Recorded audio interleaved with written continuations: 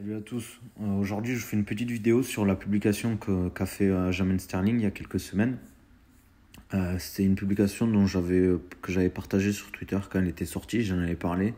Et je voulais en faire une vidéo un peu plus longue, entre guillemets, un format un peu plus long, pour vous expliquer mon ressenti là-dessus.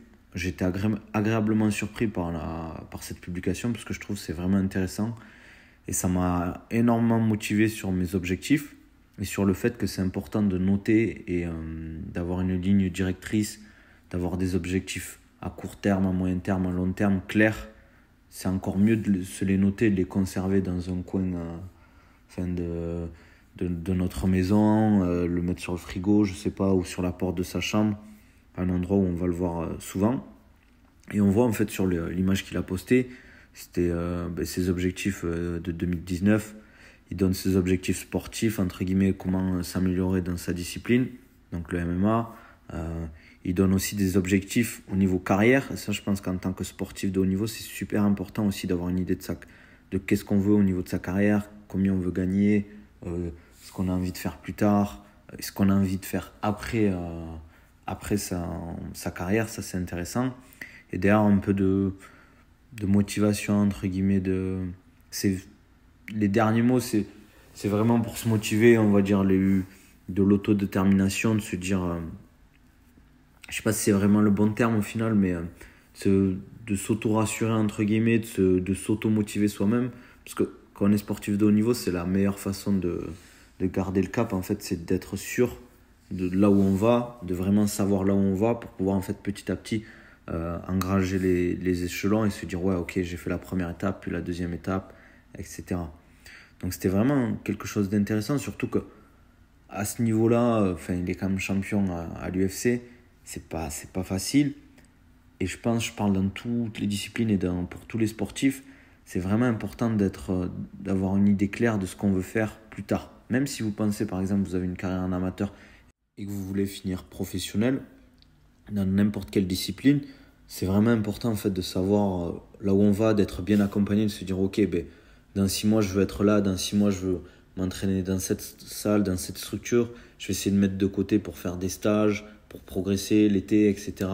De mettre en place, je sais pas, une préparation physique, de trouver, on va dire, les fonds pour être accompagné, bien accompagné, je sais pas, de la part d'un préparateur physique, d'un bon coach, etc. Donc c'est vraiment important en fait d'être clair dans ce qu'on veut faire. Je le vois souvent, beaucoup de gens veulent faire, mais ils ne mettent pas les moyens en place. Ils vont s'entraîner, etc. Mais il n'y a pas vraiment de planning d'entraînement. Ils ne se disent pas, ok, il faut que je fasse ça le lundi, il faut que je fasse ça le mardi, il faut que je fasse ça le mercredi, etc. C'est bien de s'entraîner au début, de se dire, ok, je m'entraîne beaucoup, mais si derrière, il n'y a pas de ligne directrice, comme je le répète, vous n'allez pas autant avancer. En tout cas, vous allez perdre du temps. Des fois, vous allez vous entraîner, mais il n'y aura pas de sens à vos entraînements.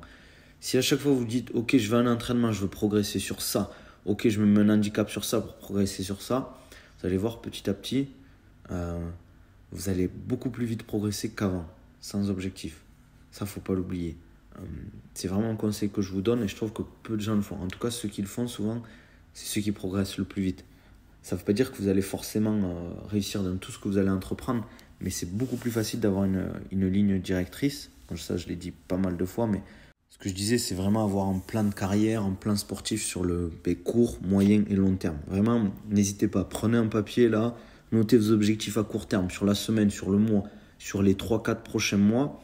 Après, un objectif à moyen terme, sur 1 an, 2 ans, et un objectif à long terme, sur 5, 10 ans, à vous de voir. Et vous pouvez en noter plusieurs. Dans le court terme, vous mettez plusieurs objectifs, dans le moyen terme, mettez plusieurs objectifs, et dans le long terme, c'est la même chose. Et vous allez voir que à chaque fois, vous le mettez sur, je sais pas, la porte de votre chambre, tous les matins, tous les soirs en rentrant, vous allez le voir et ça va vous motiver encore plus. Vous allez vous lever, vous allez dire, ok, mais il faut que je fasse ça, ça va rentrer. Et tous les jours, vous allez voir ça, tous les jours, ça va vous motiver. Ça va vous motiver à bien vous entraîner, ça va vous motiver à bien faire les choses dans votre quotidien, à être organisé, etc. Ça fait un peu speech motivation, mais c'est des choses quand même qui fonctionnent, il ne faut pas l'oublier. Donc voilà, c'était quelque chose que je voulais vous partager. C'est une petite vidéo. Ça m'a motivé à moi énormément à avancer dans mes projets perso. Donc j'espère que vous, en tant qu'athlète, ou même si vous avez des projets pro, personnels, etc., de vous améliorer d'avoir vraiment des objectifs sur tous les plans. Vraiment, je vous conseille vraiment de vous y mettre et vous allez voir, quand vous retrouverez ce papier comme Sterling l'a retrouvé, vous en rigolerez, vous serez fiers du chemin que vous avez parcouru. Voilà. En tout cas, si ce type de vidéo vous plaît, n'hésitez pas à vous abonner, à me dire en commentaire ce que vous en avez pensé de son petit texte et si ça vous a motivé à faire quelque chose. Voilà. Allez, je vous dis à la prochaine. Allez, ciao.